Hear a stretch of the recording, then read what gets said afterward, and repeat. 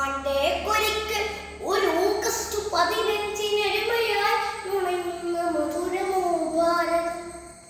അച്ഛൻ പഠിപ്പിച്ച വാചപ്രസംഗത്തിൽ ഉച്ചത്തിലോതേണ്ട വാക്കിടോ ഭാരതം.